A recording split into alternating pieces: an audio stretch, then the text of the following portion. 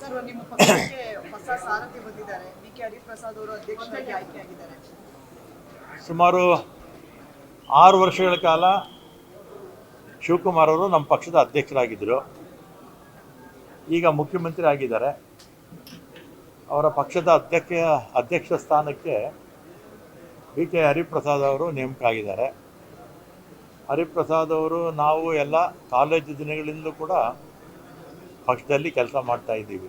73ರಲ್ಲಿ ನಾನು government science college secretary ಆಗಿದ್ದಾಗ ಅವರು ಶೇಹಾದ್ರಿಪಂ ಕಾಲೇಜ್ ಅಧ್ಯಕ್ಷರಾಗಿದ್ದರು. ಇಬ್ಬರು NSAಯಲ್ಲಿ ಇದ್ವಿ. ಆಮೇಲೆ ಯೂತ್ ಕಾಂಗ್ರೆಸ್ಸು, ಆಮೇಲೆ ಅವರು ರಾಷ್ಟ್ರ ಮಟ್ಟಕ್ಕೆ ಹೋಗಿದ್ರು.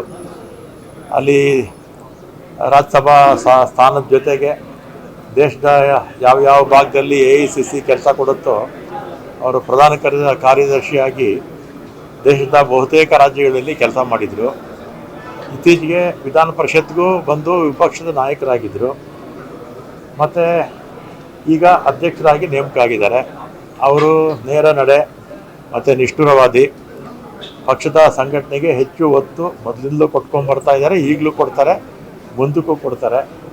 ಅವರ ನಾಯಕತ್ವದಲ್ಲಿ ಪಕ್ಷ ಬಲವಾಗಿ ಬೆಳಿಬೇಕು, ಬೆಳೆಸ್ತಾರೆ ಅನ್ನೋ ವಿಶ್ವಾಸ ನನಗಂತೂ ಇದೆ.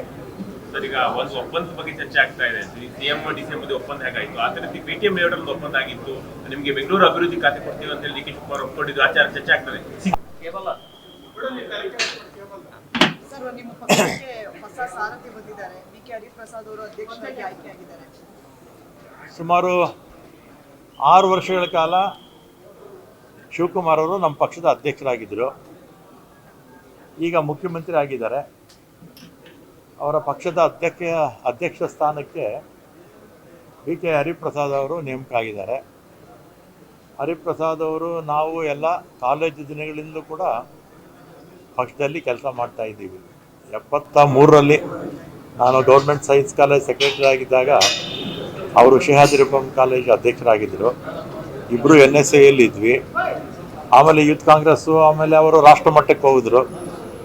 ಅಲ್ಲಿ ರಾಜ್ಯಸಭಾ ಸ್ಥಾನದ ಜೊತೆಗೆ ದೇಶದ ಯಾವ್ಯಾವ ಭಾಗದಲ್ಲಿ AICC ಕೆಲಸ ಕೊಡುತ್ತೋ ಅವರು ಪ್ರಧಾನ ಕಾರ್ಯದರ್ಶಿಯಾಗಿ ದೇಶದ ಬಹುತೇಕ ರಾಜ್ಯಗಳಲ್ಲಿ ಕೆಲಸ ಮಾಡಿದರು.